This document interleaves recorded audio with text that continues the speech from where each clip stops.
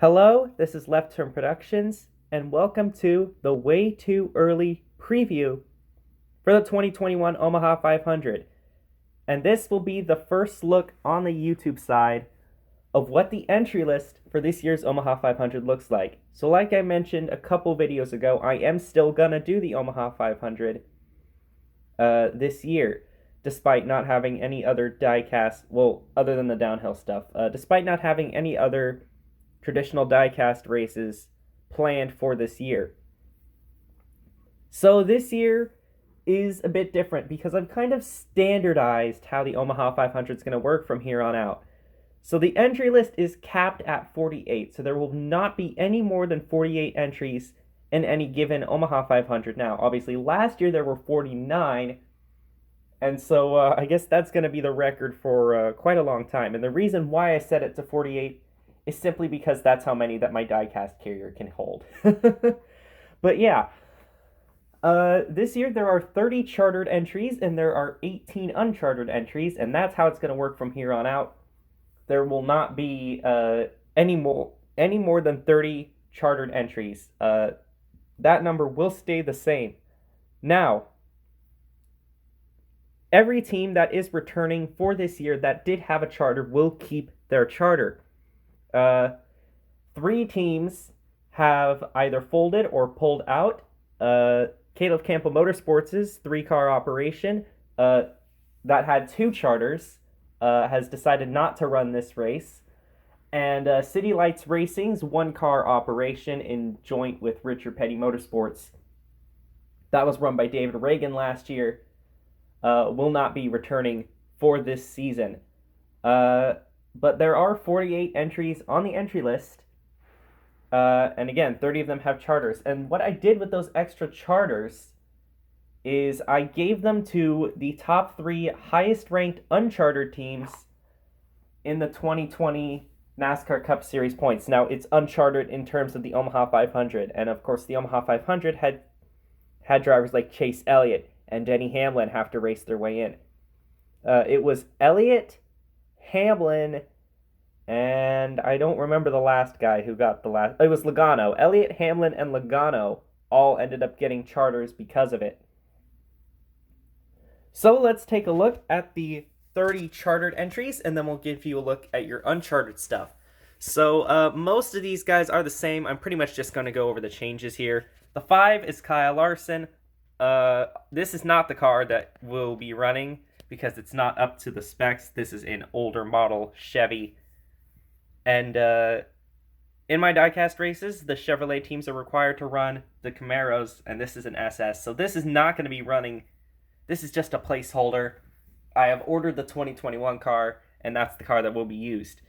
A lot of these guys are the same from the Omaha 500, Elliott, Reddick, all those guys. The next change is Chase Briscoe in the 14. Clint Boyer, the defending Omaha 500 winner, will not be in this race as he has retired. So, that's one way to go out.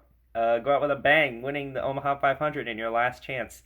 And Chase Briscoe, who was in the Omaha 500, has made 2 attempts. Both of those times he had to race his way in. One time he DNQ'd, the first time with Biaggi and Besti Racing. But the second time he made it in with Go Fast Racing, only to crash early. But this year, he will be locked into the show in the Stewart-Haas Racing number 14. And then all these guys are the same. Matt DiBenedetto, who was unchartered, ended up getting a charter. I don't remember how he got a charter, but he did. Logano is now locked into the show after not being it. Michael McDowell, Daytona 500 champion, still can't get over that. He is in here. Priest is still in here. Anthony Alfredo will be driving the number 38 after John Hunter Nemechek drove it last year. The 42 is going to be Ross Chastain. Ross Chastain had to race his way in last year with Spire Motorsports, and he did. By the way, Anthony Alfredo is one of the few true rookies in the field here who have never started a diecast race on my channel. Alfredo is one of them. The 43 is going to be Eric Jones, and this car is locked in the show. It was driven by Bubba Wallace last year. Bubba Wallace with a new team has to race his way in. So a couple big names still have to race their way in, and we will go over them when we go over the 18 uncharted cars.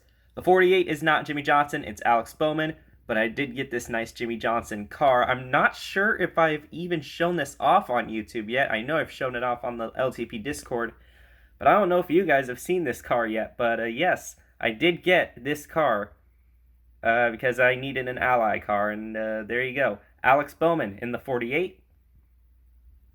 You've got these custom teams here, so I think it's pretty ironic that the last 4 Uncharted cars are all custom teams, and they are returning from last year. 5395 Racing and Pacific Racing. Pacific Racing will have Brett Moffitt in the 62, and they will have Ryan Truex returning to the 78. Suarez was in the 62 last year, but he is joining a new team as well, Trackhouse Racing. And again, I've ordered that car. I've ordered the iFly scheme specifically for that team. And 5395 Racing was a little late getting back onto the entry list, but they are returning. The 95, which was the 5 last time, was driven by Justin Haley and had a pretty good run until getting involved in the big one. Haley is returning to that car, but the 53, which was driven by Justin Allgaier to a 4th place finish, instead will be driven by David Reagan, who again was in the Omaha 500 last time. And I said that last year that might have been Reagan's final start. Obviously it wasn't, because he returned for the Daytona 500 this year, which made him eligible to run this race. So these are the 30 chartered cars right here. All these cars are locked into the show no matter what they do. Where it gets interesting is with the unchartered cars, because we have a lot of new teams in here. And here they are. Now, obviously, immediately you see a COT car. Obviously, that's not going to end up running in the race. There's a few more cars that also won't be running in the race. Let's start with the 7. Spire Motorsports is returning once again, except with 2 cars. You can see the other one right there, the 77. The 7 will be driven by Corey LaJoie, and this is not the car that will be in the race. This will the Schluter Systems car, the 2021 car, is another one of the 2021 diecasts that I ordered, and it will be racing instead. The 00 Starcom Racing with Quinn Huff, attempting to make the field again. They DNQ'd last time. They're going to try and make it this time. And we have 2 Pacific Racing cars that are unchartered. This number 16 is driven by... Actually, you know what? I'll save that one for a lot later, because I'm not revealing the driver of this car for a while, mainly because I don't know if I can put him in the car yet. We'll just see if he ends up becoming eligible for this race and who ends up driving this number 16. And this is the only team that doesn't have a driver right now. And we have probably the biggest name, I guess, or the biggest 2 names that will have to race their way in. The number 20, Christopher Bell, was not able to snag up one of those charters, so he's going to have to race his way in or qualify his way in. And I will go over that there have been some slight changes to qualifying. So the Joe Gibbs Racing number 20 is not locked in, and the 2311 Racing number 23 is not locked in. Obviously, this is not a 2311 car. This is a VK Racing car, because this is not the car that will be racing. I ordered Bubba's DoorDash car, so that car will be in the race instead of this one. But again, I needed a placeholder for this video. So Bubba Wallace, last year he was locked in. This year, he's going to have to qualify or race his way in, and I feel like he can do it because, the new team's shown a lot of speed. The 31 is going to be Myatt Snyder, just like it was last year. I believe Snyder did make the show last year, and this is actually the Holy Toledo Racing car that finished 7th in the Omaha 500 last year. Holy Toledo Racing is not returning for this race for reasons. But yes, Myatt Snyder is going to be back in the 31 trying to make the field for Richard Childress Racing. Go Fast Racing is returning. The number 32 will be driven by Ryan Ellis for this race. Of course, in real life, Go Fast Racing is only going to be running a few races with Ryan Ellis. At least I think it's with Ryan Ellis, and I put him in the car. This car might change the driver depending on what Go Fast Racing in real life does. So Ryan Ellis might not be starting this race, and this will be, if Ryan Ellis does start, another true rookie, someone who has never been in one of my diecast races before. And then you have the 33 of Austin Cindric. This is the 02 from last year. It's just been updated and renumbered to the 33. And Cindric, he made the show last year, but he crashed. We'll see if he can do better this year. I feel like he will, because he showed some speed in the Daytona 500. And then we have two Rick Ware Racing cars. Unlike in real life, Rick Ware Racing will not be guzzling up charters and just taking up space. They will be a two-car team trying to, actually try to make the show. The 51 is Cody Ware, the 52 is Josh Bilicki, just like in real life. And this car used to be the 27 that Zane Smith drove for Caleb Campbell Motorsports, and this car used to be the James Johnson Motorsports entry.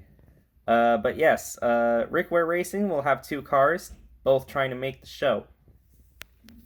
And then we have MBM with Timmy Hill. I believe Timmy Hill, has he started a race before?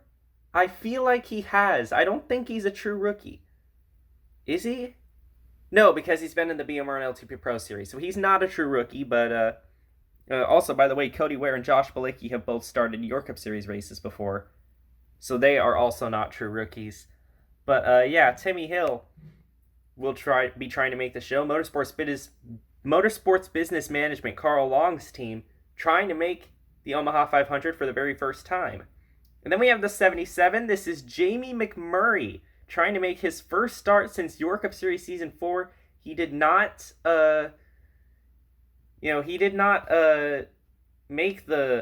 attempt the Omaha 500 last year because he actually wasn't eligible to, since he did not make a start in 2020. But this year, he is eligible and will be driving the Spire 77 alongside his teammate Corey LaJoie. And then we have two brand new custom teams joining the league for the very first time.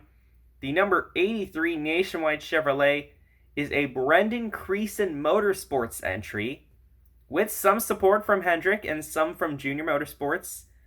And Zane Smith will be driving the car, and he got the Caleb Campbell Motorsports 27 into the show last year.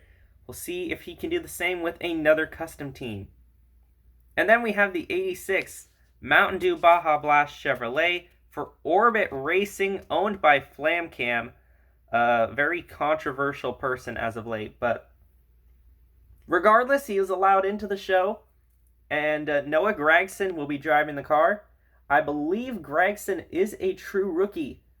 I don't think he has ever attempted to make one of my diecast races before, so this will be his first attempt. So the odds are stacked against Orbit Racing, but we'll see if they can maybe pull the upset, kind of like what Holy Toledo Racing did last year by qualifying their way in.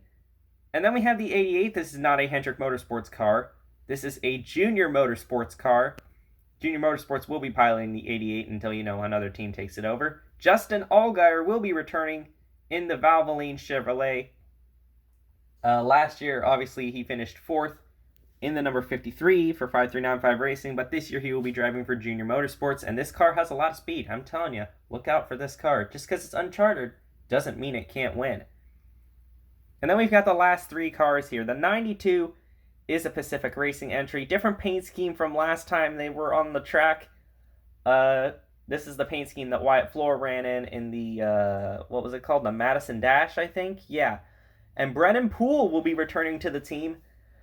He attempted to qualify last year with Premium Motorsports and had, not really much speed. But this car is faster than that Premium Motorsports car was. He might have a chance to make the field this time. The 96 Gaunt Brothers Racing car, driven by Austin Terrio last year, which was actually this car that he drove, but driving a new paint scheme. And Ty Dillon will have to qualify his way into the show. He did it with Germain Racing last year, and he did it with Germain Racing the year before. He's good at qualifying his way in. I really feel like he should have gotten a Daytona 500 slot this year, but the rules are the rules or something. But yes, Ty Dillon will be in the Bass Pro Shops number 96 for this race. And finally, you see the Aflac 99 that obviously will not be running this race. This is the Trackhouse car, Daniel Suarez. This is a placeholder, obviously, for the real Trackhouse car, once I get my hands on that. And again, he will be running the iFly paint scheme for this race, just like he did in the Daytona 500. And I'm sure the Trackhouse car is going to have a lot of speed too. And Suarez was locked into the show last year with Pacific Racing. This will be the first time that he'll have to qualify his way in, I believe, to the Omaha 500. So it'll be very interesting to see what happens to Suarez and the Trackhouse Racing Group.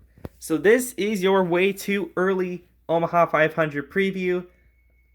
Let me know your picks down in the comments section. Obviously, it's way too early to pick for this race. It's very, very early. This race isn't scheduled to run until the summer, and it is February. So yeah, just wanted to update you guys on how this is going and how the entry list is for this race. Thank you guys for watching. This is Left Turn Productions, signing out.